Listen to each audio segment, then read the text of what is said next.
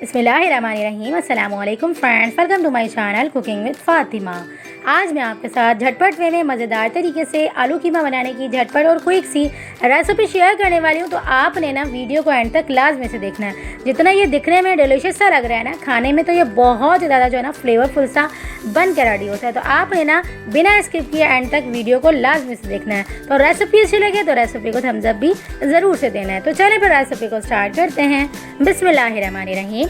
सबसे पहले ना हमने यहाँ पर एक पैन लिया है। पैन के अंदर हमने यहाँ पर तकरीबन भी हाफ कप के करीब तेल लिया है। तेल को अच्छे से गर्म करेंगे। इसके अंदर हम कुछ खड़े मसाले भी ऐड कर देंगे। चीनी का ना बड़ा सा टुकड़ा लेंगे, उसे हमने इस तरह से आधा आधा करके ऐड कर देना है, छोटा छोटा करके। इसके अंदर हम यहाँ पर तकरीबन भी ना 3 से 4 लौंग ऐड कर देंगे। एक अदद बड़ी इलायची ऐड करके मसालों को लाइट सा फ्राई कर लेंगे, लाइट सा सॉटे कर लेंगे। जब मसाले कड़ाने लगेंगे ना, तो इसके अंदर हम यहाँ पर 2 अदद जो है ना मीडियम साइज़ की प्याज को कट करके ऐड कर देंगे और इतना फ्राई करेंगे कि ये नरम पड़ने के बाद जो है ना अच्छे से फ्राई हो जाए। अच्छा, पहले जो है ना हम इसे नरम करेंगे, उसके बाद जो है ना ये बहुत ज़्यादा जल्दी से फ्राई होने लगेगी। तो इसका सिर्फ और सिर्फ जो है ना हमने यहाँ पे कलर चेंज करना, यानी कि ज़्यादा डार्क नहीं करना, सिर्फ हल्का सा जो है ना कलर चेंज कर लेंगी ना, उसके बाद इसके अंदर हम यहाँ पे कुछ जो है ना और इंग्रेडिएंट्स ऐड करते जाएंगे। जब अपना कलर चेंज कर लेगी और इस तरह से फ्राई हो जाएगी ना, तो इसके अंदर हम यहाँ पर हाफ के जी के करीब यहाँ पे हमने बीफ का कीमा ले लिया हुआ है। बीफ के कीमे को मैंने धो के अच्छे से वॉश करके इसको ब्लड फ्री करके ऐड किया है।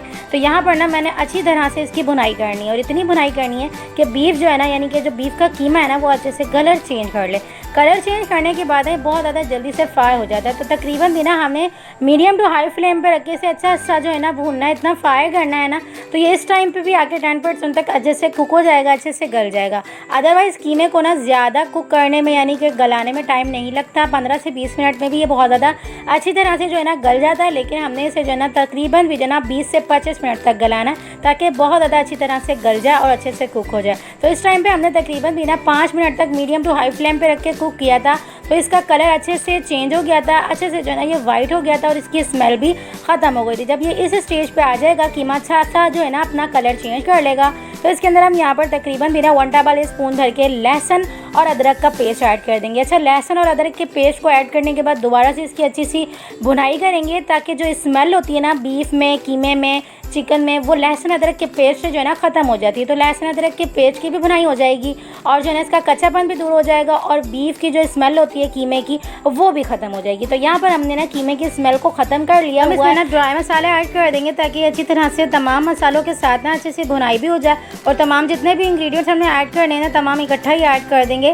ताकि ये अच्छी तरह से इकट्ठा ही जो है ना हमारा कीमा अच्छे से भुन जाए। तो यहाँ पर ना हमने कुछ ड्राई मसाले ऐड करने हैं। अच्छा, ड्राई मसाले ना कुछ बेसिक से ही ऐड किए जाते हैं कीमे में। ज़्यादा जो है ना हमने ये जो कीमा आलू बना के रेडी करें ना, तो इसमें ड्राई मसाले ही ऐड किए जाते हैं, खड़े मसाले बिल्कुल भी ऐड नहीं किए जाते। तो इसलिए हम यहाँ पर 1 टेबल स्पून लाल मिर्च पाउडर, हाफ टी स्पून हल्दी पाउडर, 1 टेबल स्पून धनिया पाउडर, हाफ टी स्पून यहाँ पे हम गरम मसाला पाउडर ऐड कर देंगे। 1 टेबल स्पून नमक शामिल करने के बाद कीमे की अच्छे से भुनाई कर लेंगे। इतनी भुनाई करेंगे तमाम मसालों का कच्चापन दूर हो जाए और मसालों का फ्लेवर जो है ना वो कीमे के अंदर अच्छे से आ जाए।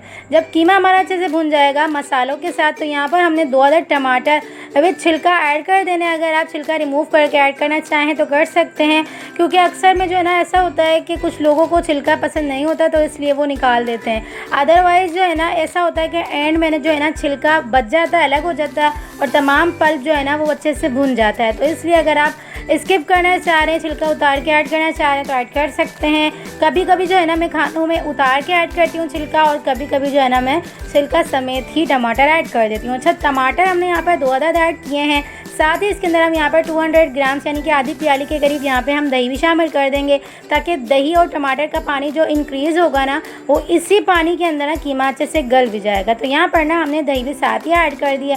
अच्छे से मिक्सिंग करने के बाद ना ढक्कन बंद करके इसे हमने तकरीबन भी जो है ना 10 से 12 मिनट तक कुक होने के लिए छोड़ देना। 10 से 12 मिनट तक बिल्कुल दम वाली फ्लेम पे कुक करेंगे ना, तो इस तरह से हमारा कीमा अच्छे से गल जाएगा, अच्छे से कुक हो जाएगा। और जो टमाटर का छिलका है ना वो अलग हो जाएगा और इसका पल्प जो है ना बहुत ज़्यादा अच्छी तरह से भुन जाएगा।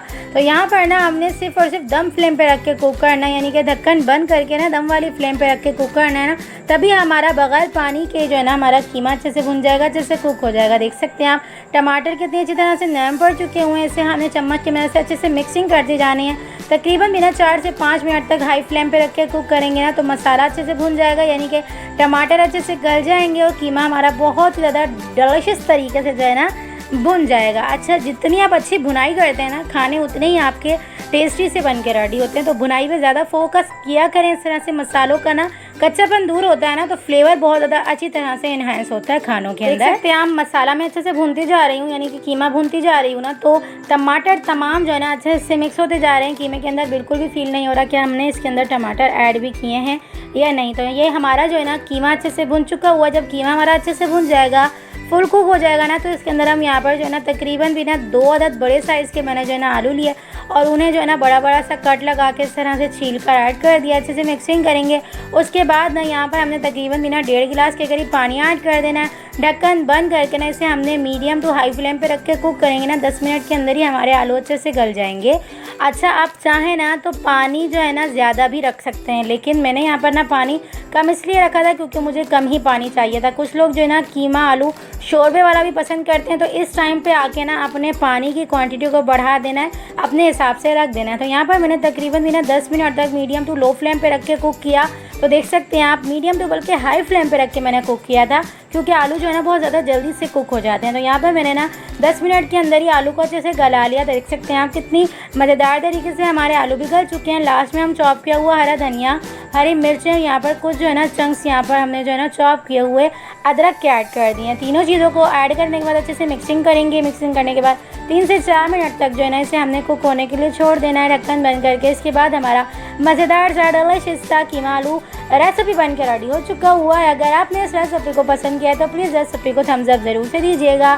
चैनल पर नहीं हो तो प्लीज़ चैनल को भी सब्सक्राइब कर लीजिएगा। देख सकते हैं आप, कितने डिलिशियस तरीके से खुशबूदार, मज़ेदार और बहुत ही ज़्यादा जो है ना डिलिशियस सा कीमा आलू बन के रेडी हो चुका हुआ है। अगर आपने इस रेसिपी को पसंद किया तो प्लीज़ रेसिपी को थम्स अप ज़रूर से दीजिएगा और इस रेसिपी को अपनी फ्रेंड्स और फैमिली मेम्बर्स में ज़रूर से शेयर करिएगा। तो चलें फिर मिलते हैं नेक्स्ट वीडियो में। जब तक अपना ख्याल रखिएगा, मुझे दुआओं में याद रखिएगा। मिलते हैं नेक्स्ट वीडियो में बहुत ही आसान, सिंपल और यूनिक सी रेसिपी के साथ। अल्लाह हाफ़िज़।